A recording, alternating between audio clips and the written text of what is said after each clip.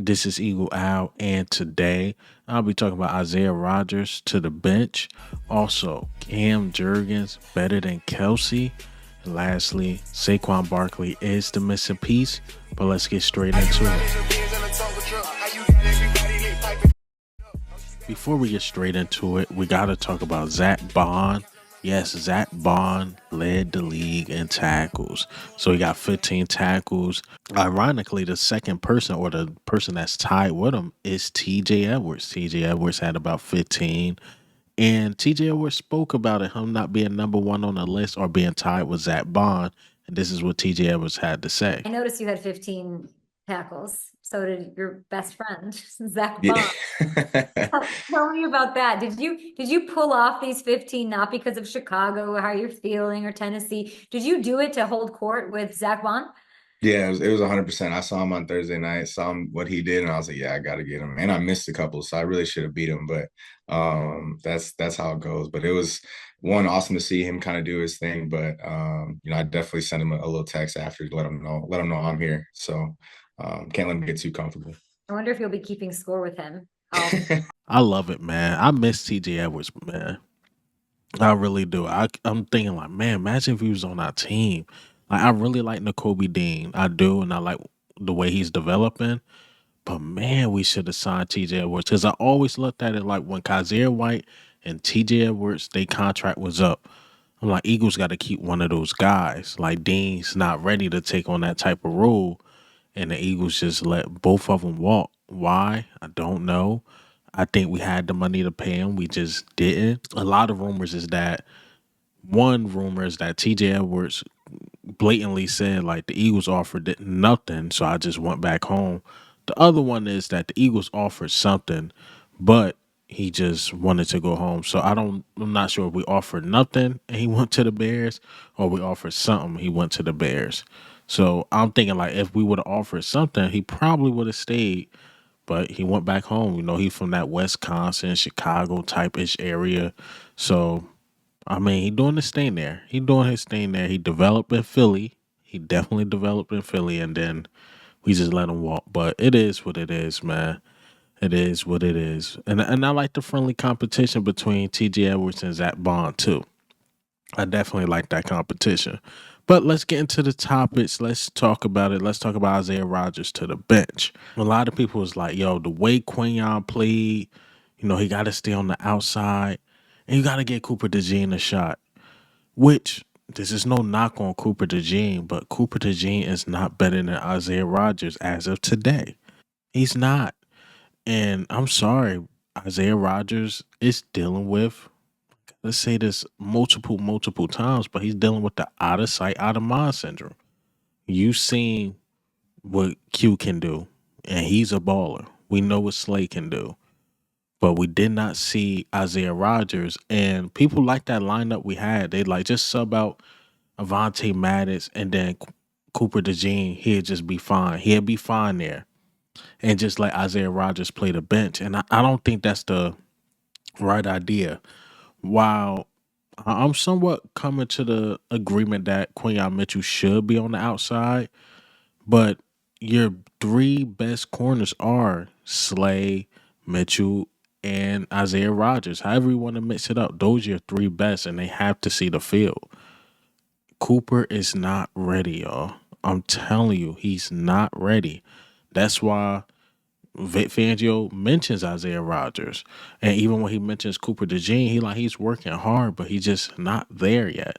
And I'm happy he got playing time. And with Isaiah Rodgers coming back, I'm not saying he shouldn't get playing time, Cooper DeJean, but it's kind of ludicrous to say Isaiah Rodgers is just play the bench. That's it. That's crazy. And what made me come up with this topic because again, there's a lot of think pieces, but when I hear a reporter talk about it, that's when I'm like, okay, I gotta really talk about this because these reporters, now I'm about to go off on these Eagles reporters, right? They've been hating on Isaiah Rodgers since day one. And that's a fact. There's multiple reporters.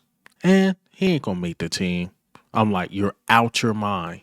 You're out your freaking mind if he's not gonna make the team. He made the team.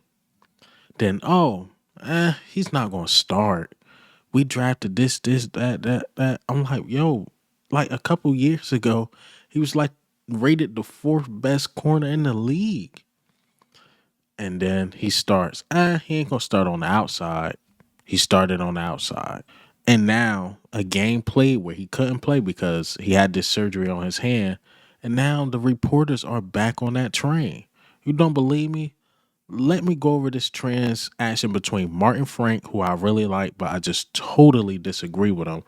And like a fan, they was just asking questions about the nickel position. And let me go over it. So I'm assuming he answering somebody. He's saying yes, and I think Cooper is just about ready. Basically, he has to show he's better than Mattis. That's pretty much the bar. That's what he's saying. So a fan wrote under it like, no, he won't. Got got Rodgers last year for a reason. He's going to play outside when healthy, and Q is going to move inside. Simple. Or vice versa. Cooper will play in dime packages. I agree with that guy. I definitely agree with that guy.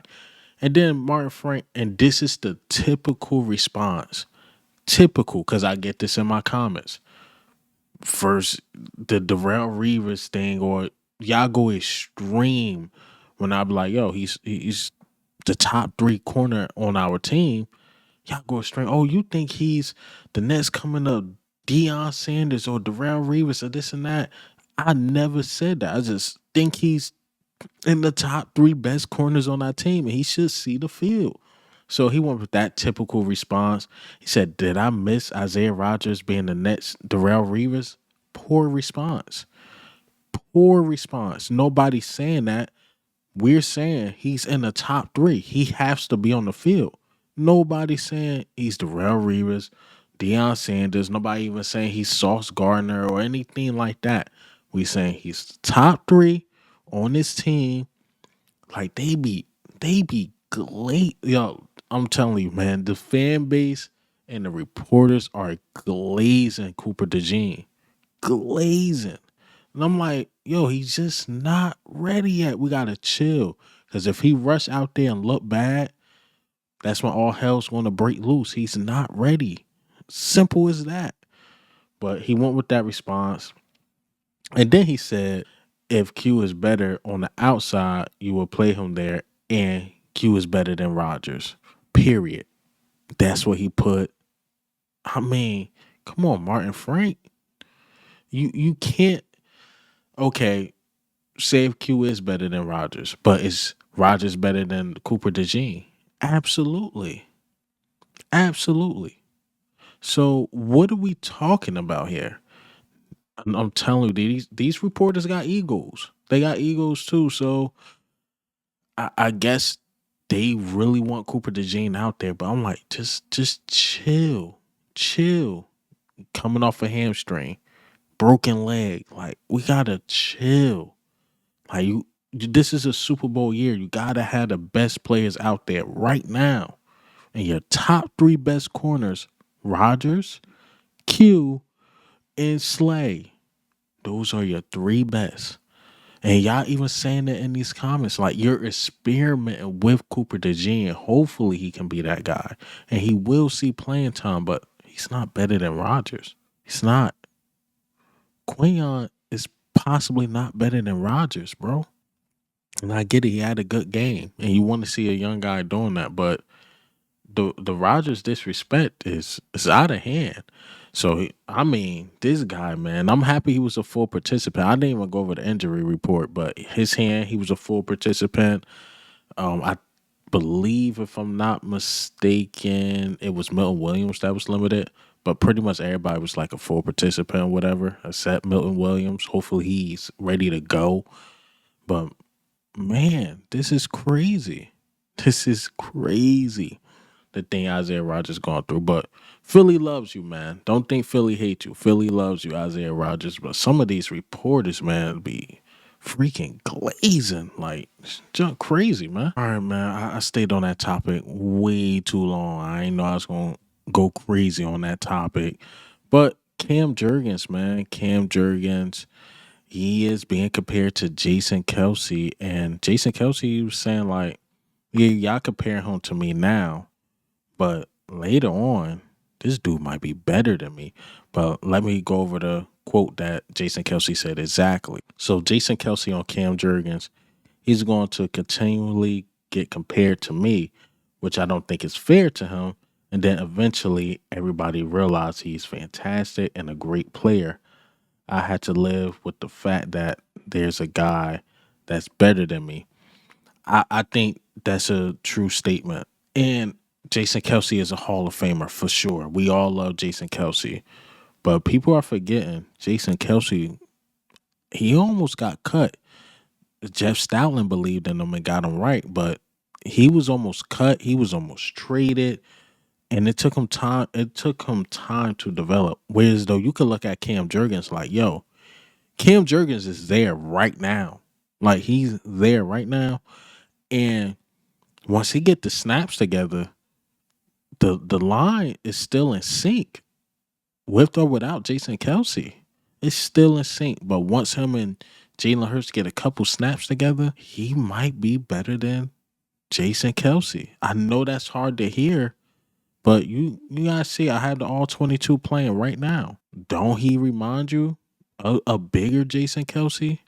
So I agree with Jason Kelsey with this statement. Cam Jurgens literally has the potential of being better than Jason Kelsey, which is crazy, but he do because he's ready now. Whereas though it took Jason Kelsey years to get there, and if Cam Jurgens can stay healthy, it's going to be a top center in this league, and the national media is going to start picking up on it. And to be fair to Jason Kelsey, he picked him out.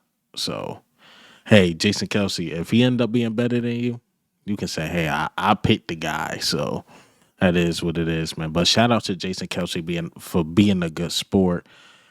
And let's get into the last topic. Saquon Barkley is the missing piece, according to Dan Orlarski. But let me play this clip. Saquon, the missing piece that gets the Eagles back to the Super Bowl. Oh, 100%.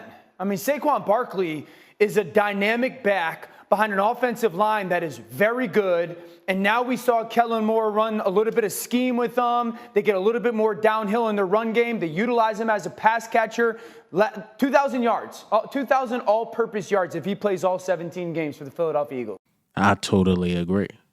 When I look at the past Super Bowls, the quarterback's been good. They've been playing up to a standard.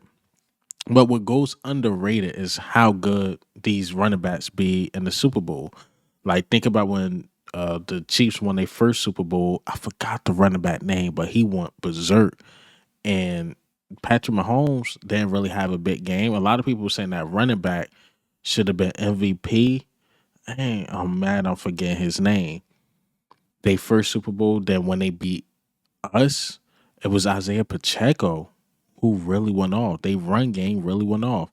And when you think of last year when they won, Isaiah Pacheco. And when the 49ers lost, they expected CMC to, do damage, which he did some damage, but he made costly mistakes. I think he fumbled. It was a turnover. So the running backs have been really important, very important in these last, couple Super Bowls. When you think about it, even with us, when we won, we talk about Nick Foles' numbers, which were phenomenal. But like Garrett Blunt and like Corey Clement, like these running backs, man, they mean something. So if Saquon can stay healthy and just keep playing up to a high standard, he might be the missing piece. If we win the Super Bowl with him, I'd say, yeah, he was the missing piece. And mind you, we got him for 3 years. 3 years. So that chemistry is only going to get better. That's the good thing about having these guys under contract, because if we make it far, your team going to be intact. Then you got like Quinion still be under a rookie deal. Then Cooper DeJean will be coming up. We have somebody replace Slay. Maybe we resign Isaiah Rodgers or something like that. Or Keely Ringo might be ready. Who knows? So it's good that this team is intact. And man, oh man, Saquon is the missing piece. We just gotta finish. We just gotta finish. I agree with Dan Olarski. But hey man, what do you think? How do you feel about the news today? I talked about Zack Baun. I see Rodgers again. I went too long on that topic because it's just frustrating. And Saquon and all this and all that good stuff. I'm losing my train of thought. But this is Eagle Al, man. I'm out.